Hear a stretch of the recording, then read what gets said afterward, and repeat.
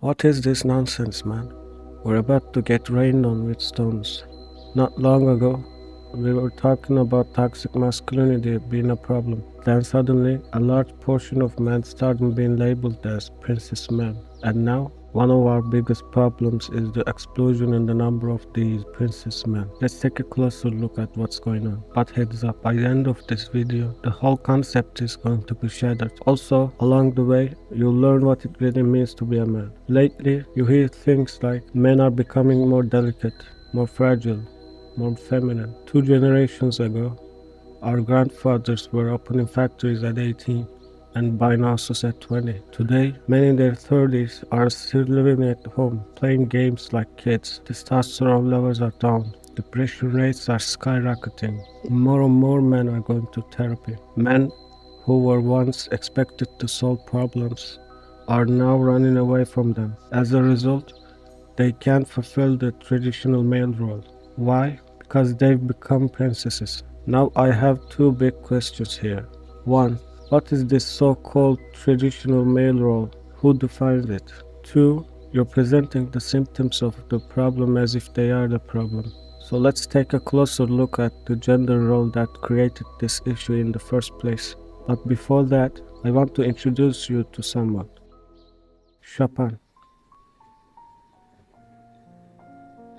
Yeah, you probably already know him. What you hear in his music is a fragile, sensitive, emotional soul. He spent most of his life battling illness and died young. In fact, it's a miracle he even made it to 40 with such a weak constitution. He's the textbook princess man. No physical strength, no dominant masculinity. Just coughing fits, sunken cheeks, constant illness. Oh, except for the masterpieces he left to humanity. But if Chopin had some hairy-chested alpha male who punches walls, would he have written those pieces? Doubtful. See, the issue is we're not questioning whether he's a man, but whether he's a real man. If you define masculinity purely by macho traits, you're not going to see men like Chopin as masculine at all. By the way, the word macho comes from Latin masculus, meaning male. It was used to describe the ideal man in society. It's associated with 9 traits. Let's take a look. 1. Posture and behavior. Exaggerated, dominant body language. Standing with arms slightly apart to make the chest look wider. Yes, the birds do this too. Male birds puff their feathers to look bigger. 2. Protector role toward women. Women are seen as delicate, loving creatures, and men are their lords and guardians. Not all bad. Protecting loved ones is good, but taken too far, it turns to a weird parent-child dynamic. 3. Bravery. Excessive confidence, arrogance, and constant boasting. This whole word, I built it. Honestly, it's gross. 4. Social dominance. Walking with legs wide apart, barking orders at waiters. You've seen it. Again, ugly. 5. Promiscuity. Being overt and shameless about sexuality. Flirting like it's a power move. There's a lot of this, and people complain about it a lot. 6. Pride and honor. Protecting one's ego at any cost, even when it's reckless. 7. The streets is a man's domain. Men work outside and assert their masculinity on public. 8. Hard work. Persevering through tough jobs, never giving up. 9.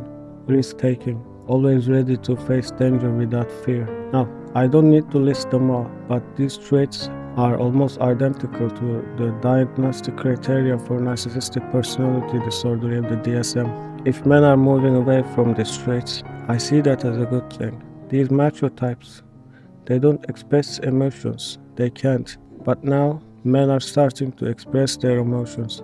That's why more men are going to therapy. Homophobia is declining. Expectations for people to fit into rigid gender molds are fading. Instead of competing for dominance in social settings, we're promoting empathy and unity. This macho man image might be your ideal, but the truth is, it's not a scientific definition. It doesn't represent any universal value. It's a cultural construction. To me, the ideal man isn't someone who hides insecurity behind a mask of aggression. or who avoids anything that might bruise his fragile ego. I don't see that as a display of strength. I see it as a sign of weakness, because it means denying your own humanity, being hardworking, protecting loved ones, never giving up. These are great traits, but we need to remember we are human and everything needs balance. My life and body are just as valuable as anyone else's.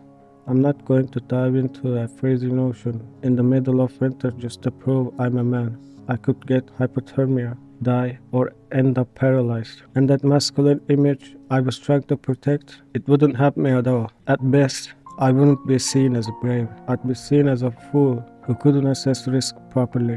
When sensitivity, vulnerability, and emotional expression are belittled, that's not just an insult to men, it's an insult to humanity, to both men and women. Throughout history, gender roles have always been shaped by culture, not by truth, not by nature, but by the needs and conditions of the time. And the world of 2025 is nothing like the past. Life has never moved this fast. It's always been hard, yes, but back then, there weren't inventions powerful enough to make us this dependent. Which brings us to the real issue. In this postmodern era, all meanings have blurred. We're drowning in a sea of confusion. We think we're insulting men by attributing a trait belonging to women, but in doing that, we're also insulting women. Princess men? To me, that phrase ignores what men are really going through. It places superhero level expectations on men. It's not a partner saying it, it's people searching for the father figure they missed in childhood, shaping their expectations with no regard for the realities of our time. People using women's rights as privilege to manipulate, and using that phrase to tear down men. And the irony, even while doing it, they choose a feminine word, which means they're indirectly degrading femininity too. Let's be real. Today, no one in their 20s can buy a house with their salary. The market doesn't work that way anymore. Most people work from home now. We are surrounded by processed foods and sedentary lifestyles. This is 2025, not the 1920s. We struggle to focus.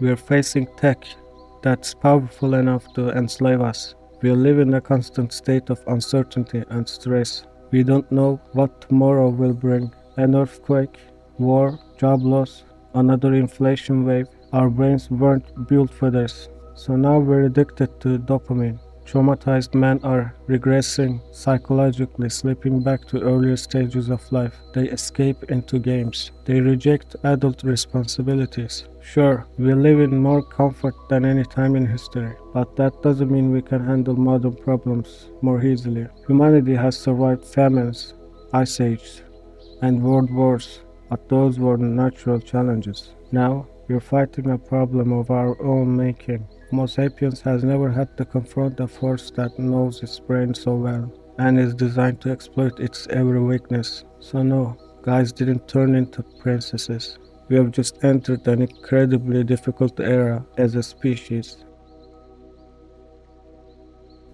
See you in the next video.